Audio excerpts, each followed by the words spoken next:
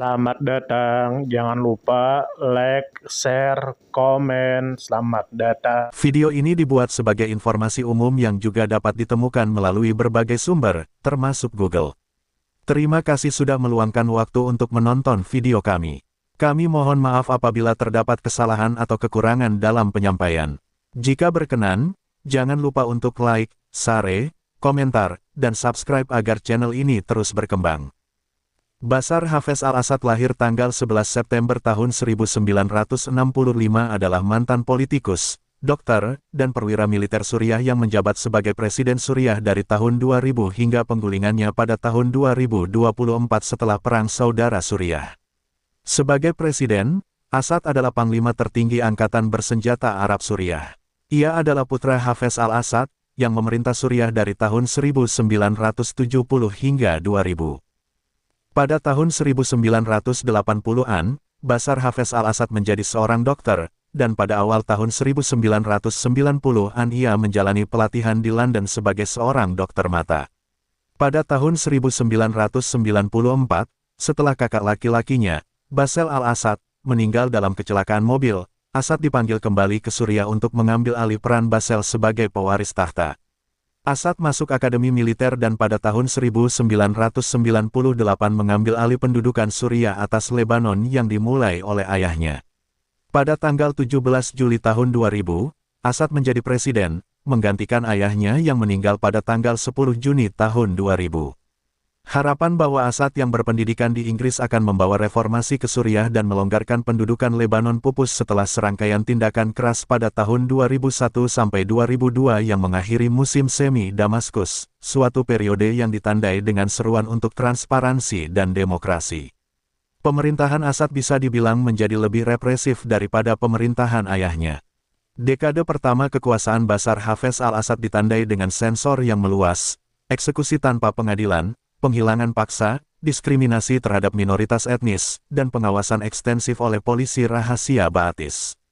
Meskipun pemerintah Assad menggambarkan dirinya sebagai sekuler, berbagai ilmuwan politik dan pengamat mencatat bahwa rezimnya mengeksploitasi ketegangan sektarian di negara tersebut. Meskipun Bashar Hafez al-Assad mewarisi struktur kekuasaan dan kultus kepribadian Hafez, ia tidak memiliki loyalitas yang diterima oleh ayahnya dan menghadapi meningkatnya ketidakpuasan terhadap pemerintahannya. Akibatnya, banyak orang dari rezim ayahnya mengundurkan diri atau disingkirkan, dan lingkaran dalam politik digantikan oleh loyalis setia dari klan Alawite.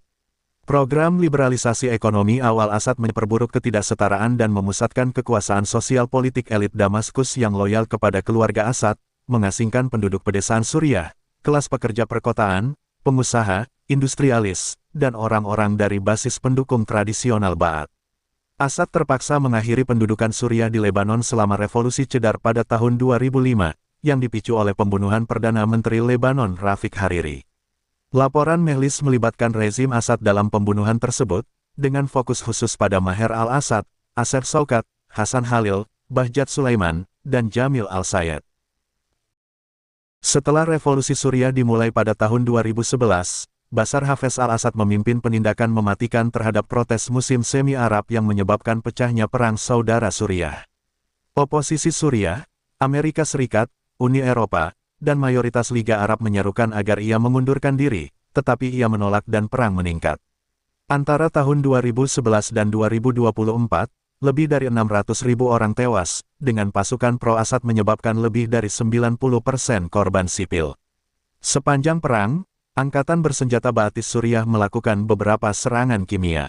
Pada tahun 2013, Komisaris Tinggi PBB untuk Hak Asasi Manusia menyatakan bahwa temuan dari penyelidikan PBB secara langsung melibatkan Assad dalam kejahatan terhadap kemanusiaan. Kejahatan perang yang dilakukan rezim tersebut menyebabkan kecaman dan isolasi internasional, meskipun Bashar Hafez al-Assad mempertahankan kekuasaan dengan bantuan dari Sekutu Lama Suriah, Iran dan Rusia.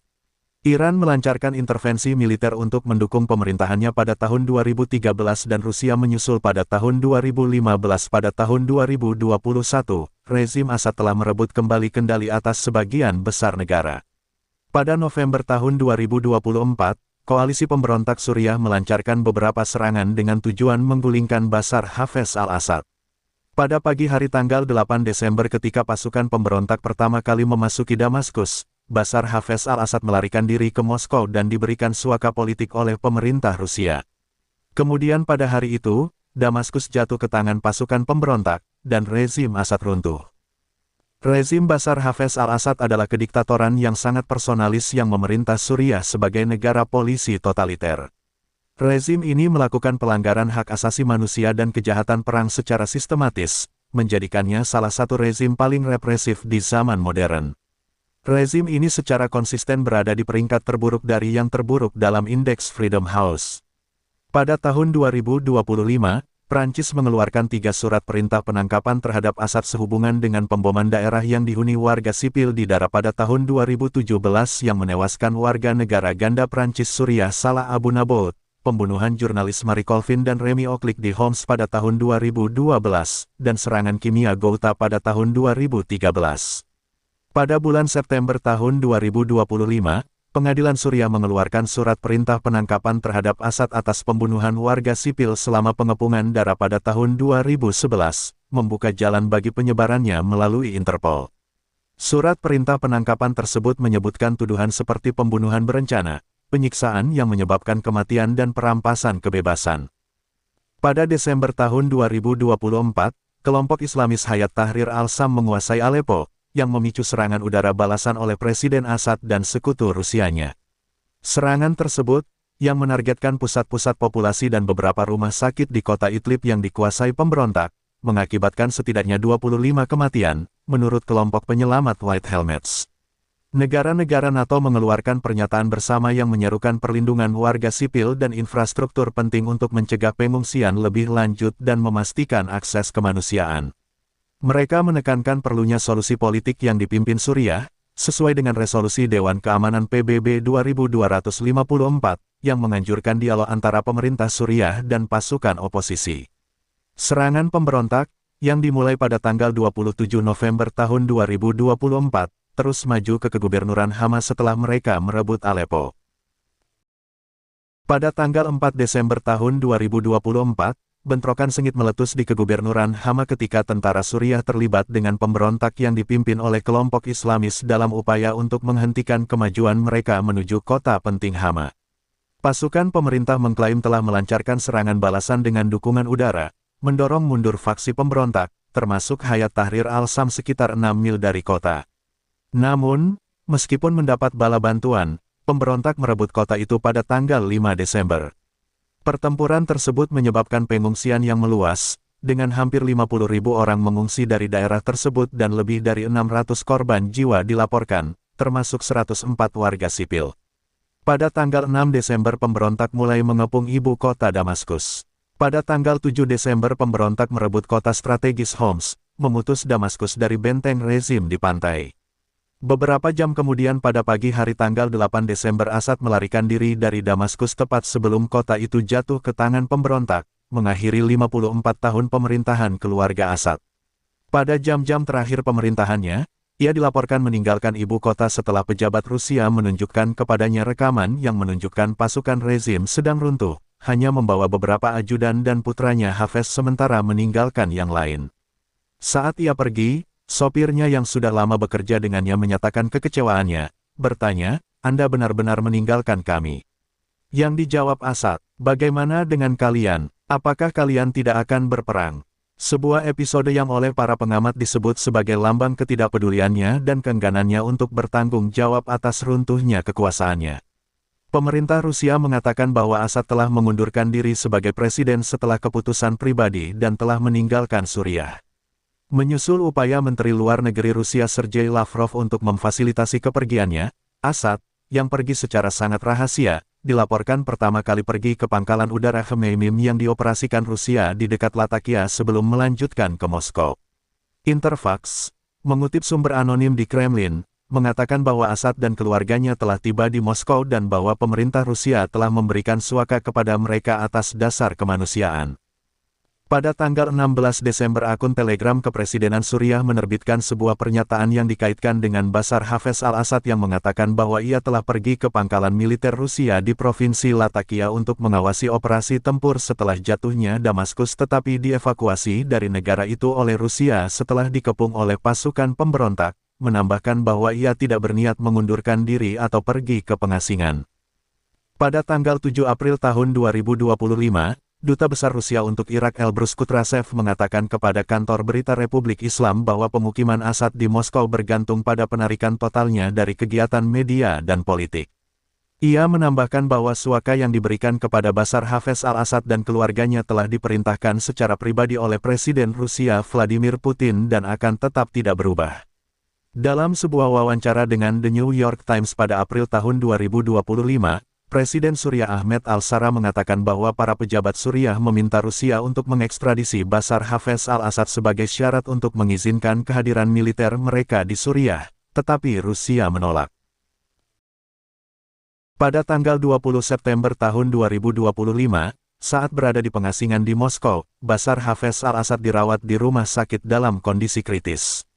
Observatorium Hak Asasi Manusia Suriah menuduh bahwa ia diracuni di rumahnya, meskipun tidak menyebutkan apakah ini disengaja atau tidak disengaja. Ia akhirnya dipulangkan 9 hari kemudian. Pada tanggal 13 Oktober tahun 2025, Lavrov membantah laporan bahwa Assad diracuni, dengan mengatakan bahwa Rusia memberikan suaka kepada Assad dan keluarganya karena alasan kemanusiaan dan bahwa Bashar Hafez al-Assad tidak memiliki masalah tinggal di ibu kota kami.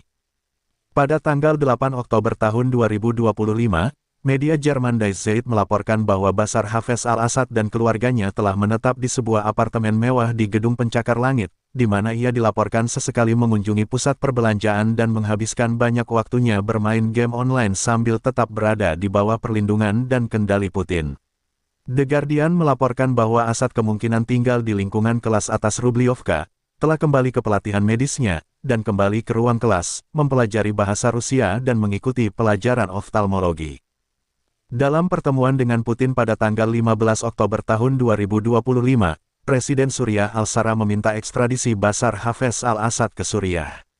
Pada Desember tahun 2025, rekaman yang bocor, yang awalnya difilmkan selama tur mobil tahun 2018 di Ghouta Timur, yang diperoleh oleh Al Arabiya menunjukkan Assad dilaporkan mengatakan persetan dengan Ghouta saat berbicara dengan Luna Al-Siblu, seorang penasihat media senior Suriah dan mantan juru bicara presiden, yang memicu kemarahan baru atas rekam jejak rezim tersebut.